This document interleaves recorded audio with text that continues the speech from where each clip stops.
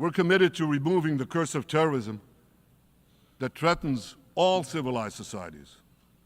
But to truly realize the blessing of a new Middle East, we must continue the path we paved with the Abraham Accords 4 years ago. Above all, this means achieving a historic peace agreement between Israel and Saudi Arabia.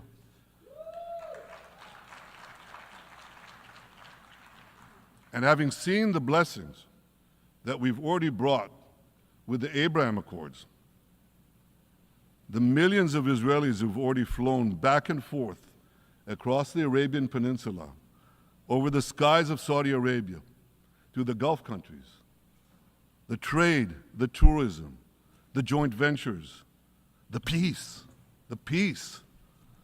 I'd say to you, what blessings such a peace with Saudi Arabia would bring.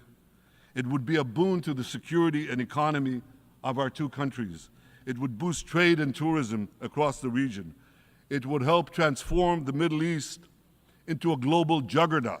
Our two countries could cooperate on energy, water, agriculture, artificial intelligence, and many, many other fields. Such a peace, I'm sure, would be a true pivot of history. It would usher in a historic reconciliation between the Arab world and Israel, between Islam and Judaism, between Mecca and Jerusalem. While Israel is committed to achieving such a peace, Iran and its terror proxies are committed to scuttling it.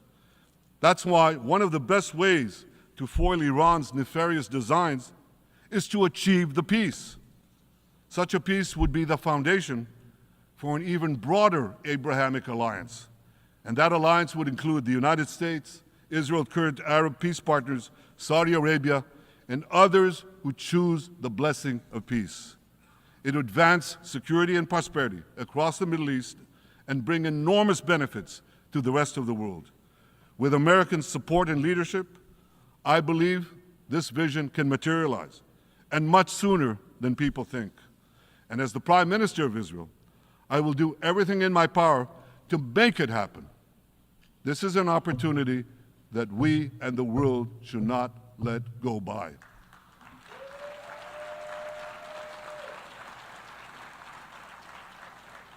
Ladies and gentlemen, Israel has made its choice.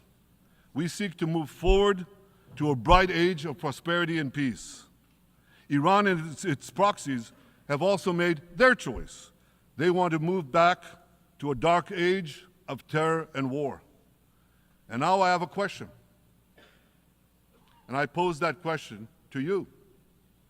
What choice will you make? Will your nation stand with Israel? Will you stand with democracy and peace? Or will you stand with Iran, a brutal dictatorship that subjugates its own people, exports terrorism across the globe? In this battle between good and evil, there must be no equivocation.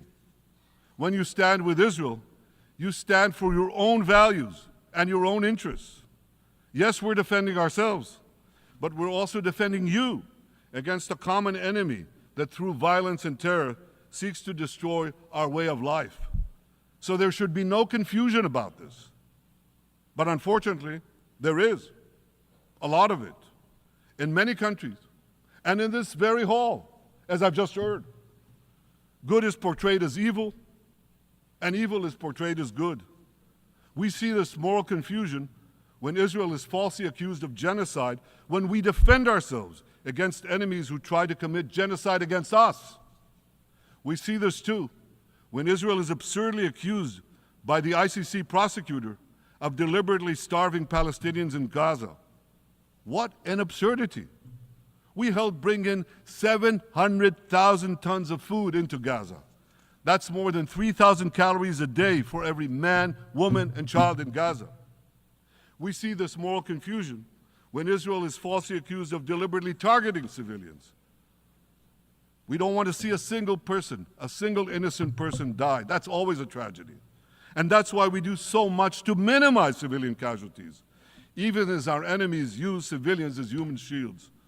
And no army has done what Israel is doing to minimize civilian casualties. We drop flyers, We send text messages. We make phone calls by the millions to ensure that Palestinian civilians get out of harm's way. We spare no effort in this noble pursuit. We see yet another profound moral confusion when self-described progressives march against the democracy of Israel. Don't they realize they support the Iranian-backed goons in Tehran and in Gaza? The goons who gun down protesters, murder women for not covering their hair, and hang gays in public squares, some progressives. According to the U.S. Director of National Intelligence, Iran funds and fuels many of the protesters against Israel. Who knows, maybe some of the protesters, or even many of the protesters outside this building now.